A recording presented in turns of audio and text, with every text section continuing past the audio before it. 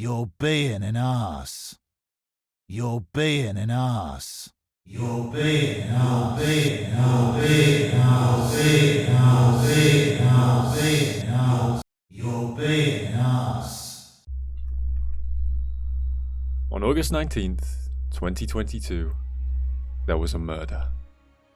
A rogue game developer named DB Wilson, from his garage, killed Juicing.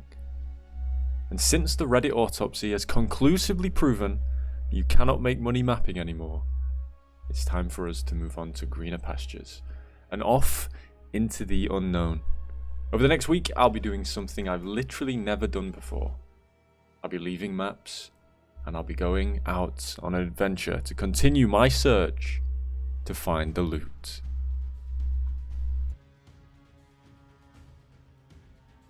Yo guys, welcome to the video. This is Josh, or Milky, and in today's episode of the 5 Days 5 Farms, I did something very new, something I've never done before because I actually skipped the league where it was released, and that is Expedition. We were doing logbooks. It was my first time doing it, but I did learn a lot, and chat helped me out a great deal, so I'm going to go over what I learned and how good it is, whether it's worth doing, and who I think should maybe be doing this. Enjoy the video. As always, before we go into any loot, let's talk about the strategy itself. Of course, what I did was run 100 Black Scythe logbooks. Now, these are corrupted, the ones I run obviously weren't, and I rolled them with the help of chat with these modifiers. So anything that had increased quantity of artifacts dropped by monsters, I would bless up to at least 35%.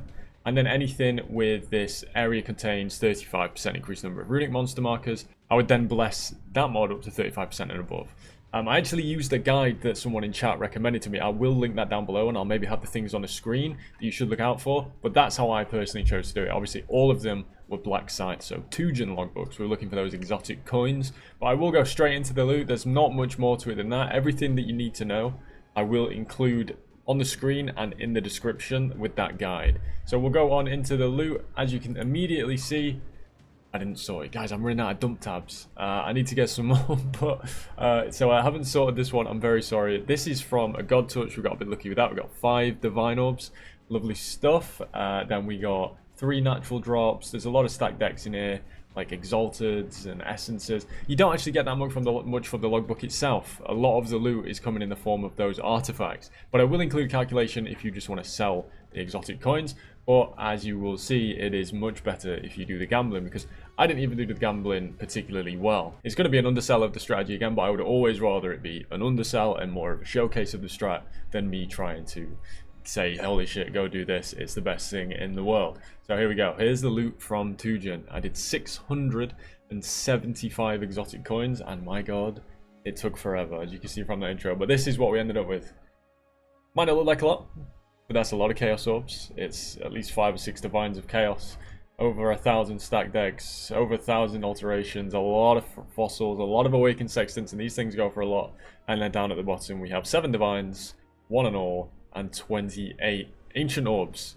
And now what we are going to do for the video, of course, is turn in all these eye level 84 Breach Rings. The thing we're looking for here is attack speed per dexterity, or you can also get global defenses, but because of the item level being so high, if we hit it, this will be huge. Here we go. Boom. And we need to identify it.